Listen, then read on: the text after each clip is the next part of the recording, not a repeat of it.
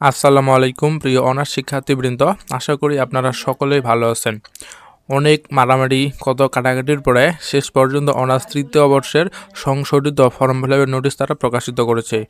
এর আগে যেটা নোটিশ প্রকাশিত করেছিল সেখানে তারা পরীক্ষার অর্থাৎ অনার্স ফর্ম পূরণের ফি অনেক বেশি পরিমাণে ধার্য করেছিল, কিন্তু এবার তারা নতুন করে আবার অনার্স তৃতীয় বর্ষের জন্য সংশোধিত ফর্ম ফিল নোটিশ প্রকাশিত করেছে। তো এই নোটিশে তারা কি কি পরিবর্তন করেছে, কত টাকা ফি লাগবে, সাবজেক্ট প্রতি কী প্রতি সব কিছু বিস্তারিত আলোচনা করব।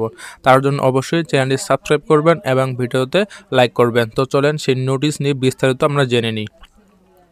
দেখতে পাচ্ছেন জাতীয় বিশ্ববিদ্যালয় পরীক্ষা নিয়ন্ত্রণ দপ্তর বাংলাদেশ, যেটি প্রকাশিত হয়েছে 1/11/2025।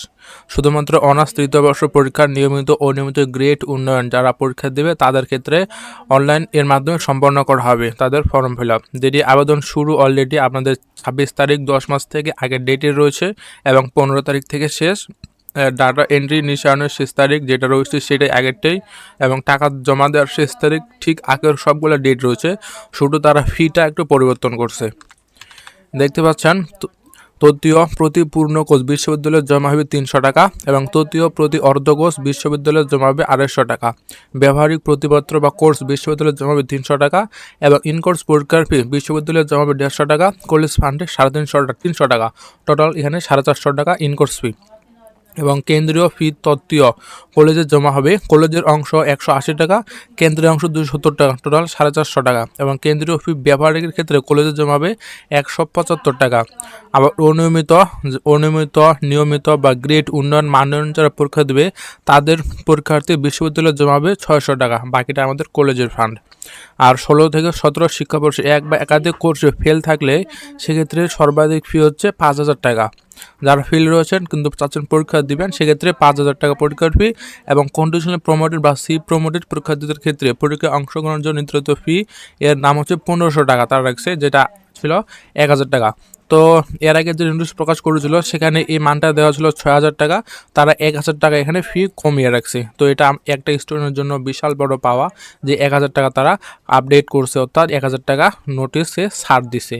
ঠিক আছে, তো অনেক ঝামেলার পরে এই 1,000 টাকা আমরা এখান থেকে জাস্ট ছাড় পাইলাম, বাকি ঠিক আগের মতোই রাখছে। তো 1,000 টাকা ছাড় রাখছে, এতটুকুই জাস্ট চেঞ্জ। এখন বিদ্রোহ বলছে বিবরণী ফরম ও অন্যান্য কাগজপত্র সংশ্লিষ্ট কলেজে সংরক্ষণ করতে হবে, নির্ধারিত সময়ের মধ্যে আবেদন ফরম পূরণের জন্য শিক্ষার্থীদের অবহিত করতে হবে।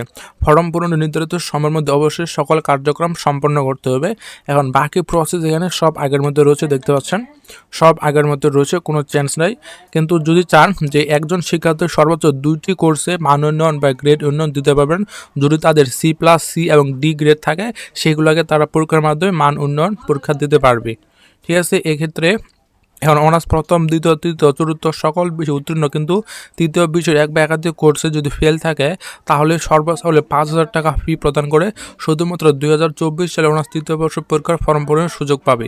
এক্ষেত্রে রেজিস্টার নবায়নের কোনো প্রয়োজন হবে না, এবং কোনো শিক্ষার্থী ফর্ম পূরণ করতে ব্যর্থ হলে, পরীক্ষায় অংশগ্রহণ করতে না পারলে বা পরীক্ষায় অংশগ্রহণ করে অকৃতকার্য হলে কোনো অবস্থাতে পরবর্তীতে পরীক্ষায় অংশগ্রহণের সুযোগ চেয়ে আবেদন করতে পারবে না।